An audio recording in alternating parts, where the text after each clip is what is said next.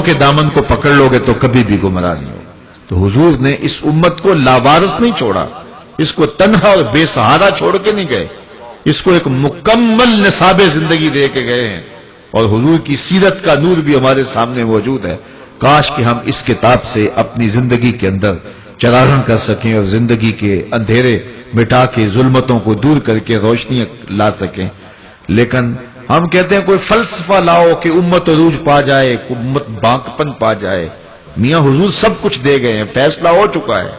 اس کتاب سے اپنی وابستگی کو قائم رکھ لو، اور دوسری بات، رسول رحمت سے اپنے تعلق کو مضبوط کر لو۔ حضور سے تعلق کے خاطر مضبوط ہوگا تو دنیا آخرت میں عزتیں ملیں گی۔ اقبال کے سارے کلام کا رس نچوڑیں تو خلاصہ یہ آتا ہے کہ محمد سے وفا تو نے تو ہم تیرے ہیں، یہ جہاں چیز ہے کیا لوح و قلم تیرے ہیں۔ اقبال کہتا ہے حضور سے وفا کر لو، اقبال کہتا ہے کہ حضور سے وفا کر لو، پھر قلم بھی تمہیں دے دیں گے، تختی بھی تمہیں پکڑا دیں گے، پھر تمہاری تقدیر کے فیصلے واشنگٹن میں نہیں ہوں گے، بلکہ خدا بندے سے خود پوچھے گا بتا تیری رضا کیا ہے۔ لیکن شرط یہ ہے کہ وفا کا سلسلہ حضور کے ساتھ مستحکم ہو جائے، حضور کے ساتھ مضبوط ہو جائے۔ وہ مضبوط کیا نا ممتاز قادری نے رشتہ حضور کے ساتھ۔ جن لوگوں نے جنازے میں شرکت کی وہ منظر آنکھوں سے ہٹتا ہی نہیں ہے۔ جب جنازہ آ رہا تھا لگتا تھا دولہے کی بارات آ رہی ہے۔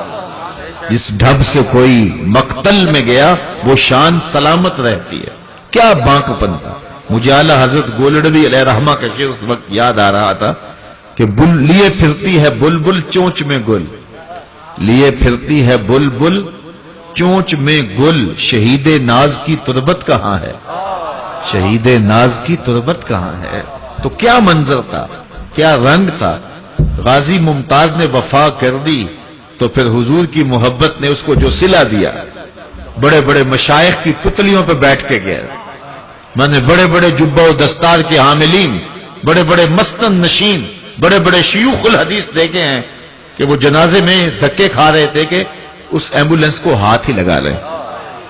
یار تو ایک گمنام سپاہی تھا، تجھے عزت کی یہ مستند کیسے ملی؟ تو ممتاز بولا یہ عشق رسول کا صدقہ ہے کہ محمد سے وفا تو نے تو ہم تیرے ہیں، یہ جہاں چیز ہے کیا لوح و قلم تیرے ہیں۔ ان کا ہو کے تو دیکھ، زمانہ تیرا ہوگا، زمانہ تیرے پیچھے ہوگا، کائنات تیری مٹھی میں ہوگی۔ اقبال نے کہا تھا نا، ہر کے عشق مصطفیٰ سامان اوست، بحر و بر در گوشائے دامان اوست۔ جس کا سامان زندگی عشق مصطفیٰ ہو جاتا ہے تو بحر و بر اس کے دامن کے ایک کونے میں باندھا جا سکتا ہے، تو پوری کائنات تو پھر اس کے ماتحت ہو جاتی ہے اور اس کی گدا ہو جاتی ہے جو حضور کا گدا ہو جائے۔ تو سر بلندیوں کا اور عروج اور بانکپن کا راستہ یہی ہے، اور اسی راستے سے ہم منزل آشنا ہوں گے۔ یہ امت عروج پائی ہے تو اسی راستے سے پائی ہے۔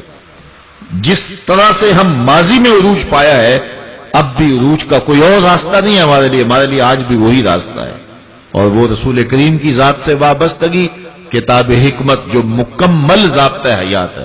دوسرے لفظوں میں یوں کہہ سکتا ہوں کہ اسلام کی مکمل، کامل اور اکمل اور محفوظ ترین تھیوری جو ہے وہ قرآن مجید ہے، اور اگر اس کا پریکٹیکل دیکھنا ہے تو وہ رسول کریم کی ذات ہے، اور حضور کی ساری سیرت بھی ہمارے سامنے موجود ہے اور محفوظ ہے، اور قرآن مجید میں ایک زیر زبر کا تغیر بھی ممکن نہیں ہے۔ تو یہ کتاب رحمت، اس سے اگر ہم جڑ جائیں روزانہ کی بنیاد پہ، میں آپ کو یہ عرض کروں گا 2 رکوع قرآن مجید کے روزانہ صبح اٹھ کے اپنے معمولات میں شامل کر لیں۔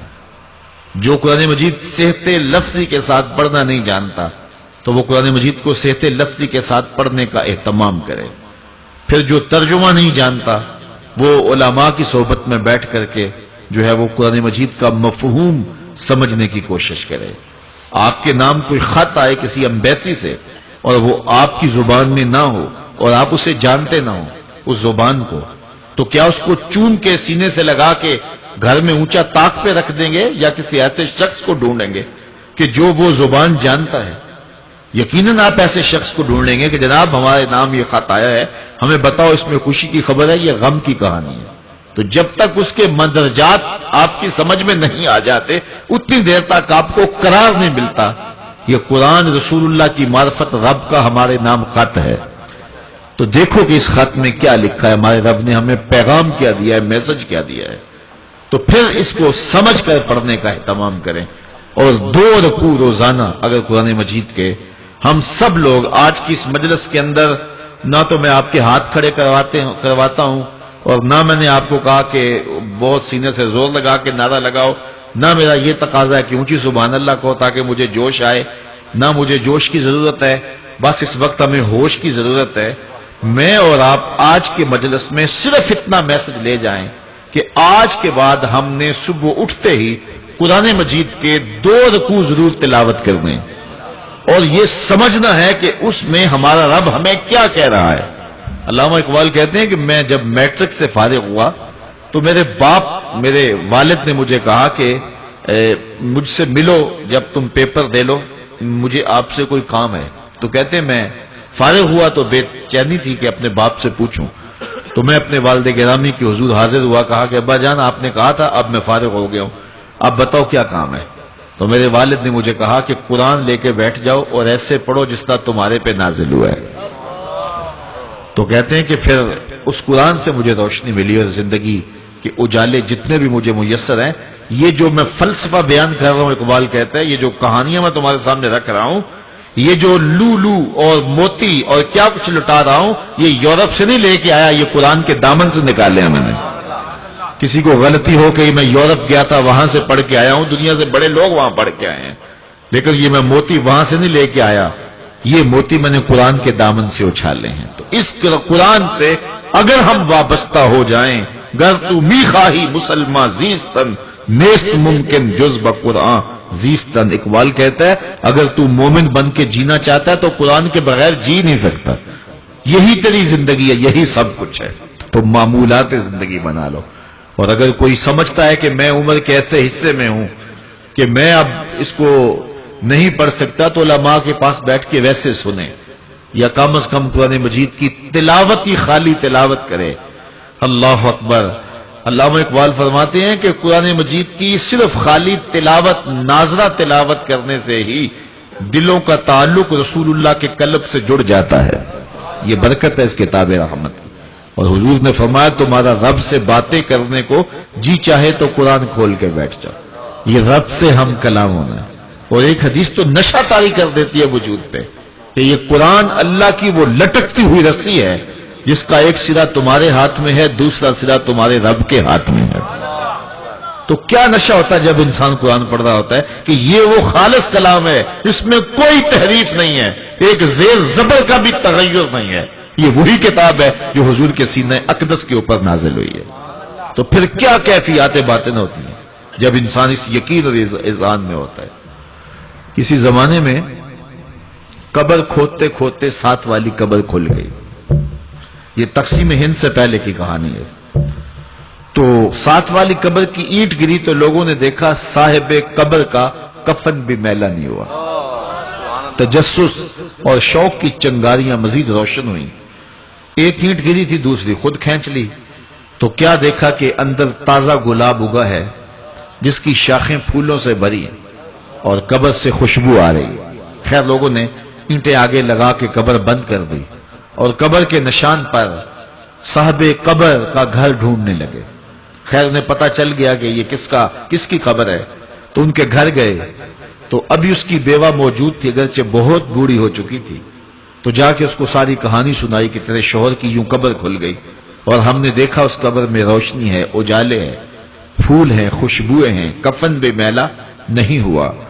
تو ہم پوچھنے آئے ہیں تیرے شوہر کا عمل کیا تھا تاکہ ہم بھی وہ عمل کریں اور تاکہ قبر میں روشنی ہو سکے. تو اس خاتون نے کہا کہ میرے شوہر کا کوئی ایسا عمل نہیں ہے جو میں تمہیں بتا سکوں. ایک سادہ سا دیہاتی شخص تھا. پھر کہنے لگی ہاں اس کا ایک عمل مجھے یاد آیا, اور وہ یہ کہ میرا شوہر قرآن مجید پڑھا ہوا نہیں تھا. صبح کی نماز پڑھنے کے لیے جب مسجد میں جاتا اور لوگ قرآن کھول کے بیٹھ جاتے تو اس کا بڑا دکھ ہوتا, کاش کہ میں بھی قرآن پڑھا ہوتا اور میں بھی تلاوت کرتا ان کے ساتھ بیٹھ کے. وہ کیسا زمانہ تھا جب گھروں میں مائیں اور بہنیں قرآن کھول کے بیٹھ جاتی اور مرد مسجدوں میں قرآن کھول کے بیٹھے ہوتے اور گھروں سے پاپ میوزک کی صدائیں اس زمانے میں نہیں آتی تھی، قرآن کے نغمے اور قرآن کی آوازیں آیا کرتی تھی، تو وہ کہتا مجھے بڑا دکھ ہوتا. خیر وہ گھر واپس آ جاتا، بڑے بوجھل قدموں سے آنکھوں میں آنسو ہوتے، طاق پہ پڑے ہوئے قرآن مجید کے نسخے کو اٹھاتا، چومتا، پھر اس کو کھولتا، پھر ایک ایک سطر پہ انگلی رکھ کے کہتا مالک مجھے نہیں پتا یہ کیا لکھا ہے، لیکن جو لکھا ہے سچ لکھا ہے. پھر نیچے والی سطر پہ آ جاتا، کہتا مالک یہ بھی نہیں پتا کیا لکھا ہے، یہ بھی حق لکھا ہے. پھر نیچے والی سطر پہ آتا، کہتا مالک یہ بھی سچ ہے، یہ بھی تیرا کلام ہے، یہ بھی حق ہے. اس طرح انگلی پھیرتا چلا جاتا اور یہی کہتا مالک یہ بھی سچ، یہ بھی حق، یہ بھی تیرا کلام، یہ بھی سچ، اور یہ بھی جو ہے وہ ہدایت، سراسر ہدایت. تو وہ یہ اس کا معمول تھا. آج اس کی قبر میں جو چراغاں ہے وہ قرآن مجید کی محبت کی وجہ سے ہے. یار جس نے قرآن سے اتنا پیار کیا اس کی قبر میں اتنا چراغاں، اور جو اپنی ساری زندگی قرآن کے نام لگا دے گا اس کی قبر میں کتنی روشنیاں ہوں گی.